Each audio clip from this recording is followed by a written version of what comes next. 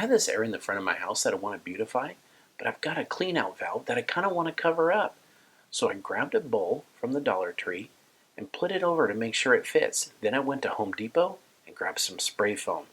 Next, what I'm going to do is put the bowl down on a garbage bag, and I'm going to grab the spray foam and start covering all the bowl up, every square inch. Now, spray foam is very sticky, so don't worry. Once you spray it on there, it's not coming off. You want to cover every bit of that bowl. What that is that's going to cause a cavity in our boulder that we can place over anything that we want to hide in the yard. And we're going to go layer over layer. Now, this took about 3 cans, but I want to make sure before I put the next layer on, that's a little bit dry to the touch. Just keep placing the foam on. Now, this foam does take a little bit to dry, so once you get it on, you want to give it about 24 hours. And there's the bowl stuck underneath. The next step is we got to carve the foam. In nature, it's not going to just be one big round ball for a boulder, so you're going to want to put some edging to it. So you can make it as random as you want. I like to cut little wedges out of the foam. That gives it a little bit of sharp edges, something you can help adhere the concrete to. Now you're going to shape this all over, twist it, turn it, just make it random. Like on this side, I want a little bit of a sharper edge. And I'm going to cut that off, and it cuts quite easy. Next step, I'm going to pour some water into a bucket. I'm using Cementol. Now, mix a little bit at a time. I probably mix a little bit too much here, but what we're going to do is mix it, and you're looking for not too runny, but not too hard. You want to be able to shape it and use it almost like a clay on top of the foam. Once you got it mixed up, go ahead and just start adding it to the foam. Fill in all the little gaps and everything. It does stick to it, so no worries there. Just go ahead and keep putting it on all over it. This is going to be our first layer, and so it can be a little rough. Go ahead and put it all over. Use any bits that fall off. All you're trying to do is fill it in and give that first layer look, and just keep smoothing it on. For the second layer, I made it a little more runny because what I want to do is fill in a little bit of the gaps and make the concrete a little bit thicker on there. Just go ahead and smooth it in and fix any little imperfections that you think you could fill. Now, if it looks a little rough, you can grab a chip brush, dip it in some water, and then you can start smoothing out the concrete that you put on. Don't go too rough on it, just smooth it out. That way you can have some smooth spots, rough spots, anywhere you want. Now let it dry, and then I took some black paint, watered it down, and I'm going to add a little bit of color to the rock. I do live in a desert area, so they're not just going to be all gray. So randomly, use a sponge, just put some black on there. You can go with any color you want. I do live in a desert landscape, so I'm going to add some brown to it also. Make it look really good. Again, use any color you want. Once it's all colored up, it's time to place it in the yard. Now I'm ready to cover up the pipe that I want to have hidden, and it's time to go ahead and add some ground cover, and look at that. What a beauty. Just makes the front yard look better, and it looks like an actual boulder, but it's so lightweight I can move it around anywhere I want. I'm going to be using this wallboard joint compound that you can get at any hardware store. It's about $7 or $8 for a tub this size, and a little goes a long way.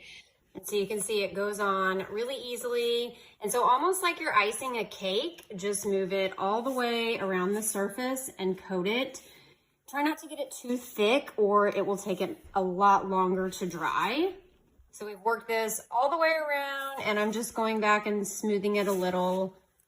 This is also a really fun technique to take old pottery or old glassware and give it some texture and paint it to upcycle some of those thrift store finds.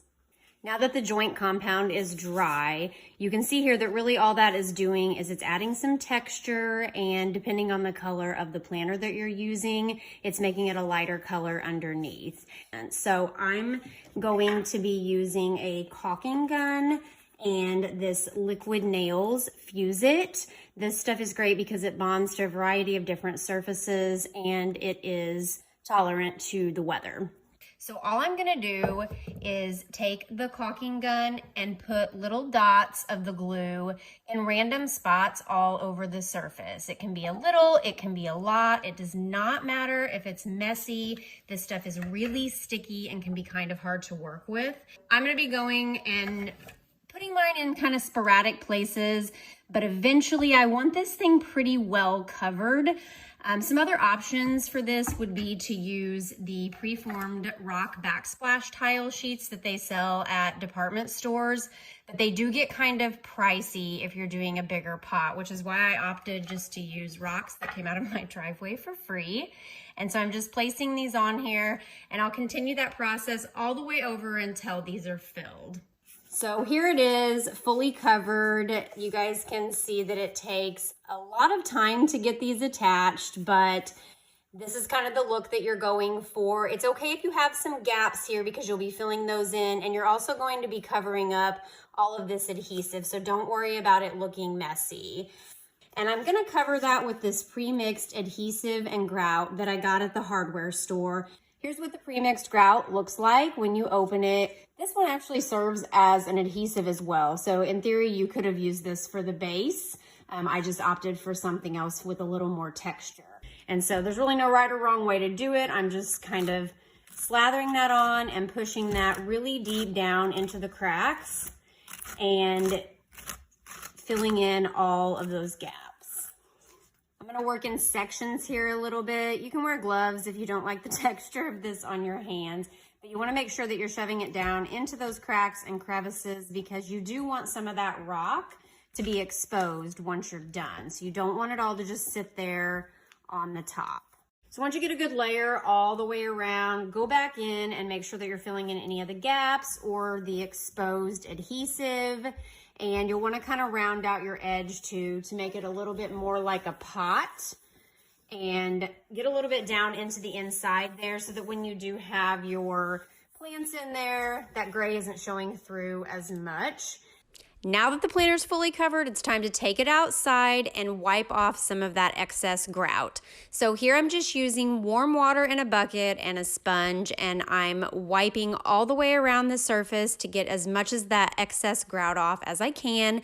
And you can see the more that you wipe, the more of the rock that you're gonna expose underneath. Now that I've wiped off as much as that excess grout as I can, I'm gonna go back in with just a slightly damp cloth, and I'm gonna keep wiping off a little bit more, and you can see how that color from the rock is coming through even more. And once I've got it to a point where I feel good about it, I need to set it out in the sun, let it dry and harden, and then the last step will be to go back in and take off some of the haze from the grout on the rock. After you've given the grout enough time to dry, it's time to do the final touch-ups. I'm just taking an almost dry cloth, going back in, and any of the stones that you want to darken up, just go in and kind of rub the excess off of that. If you're using it outside, I would definitely suggest doing some sort of exterior sealer and put your plant in, and you're good to go. Hope you guys have enjoyed this project. Thanks for watching Home Talk. See you next time.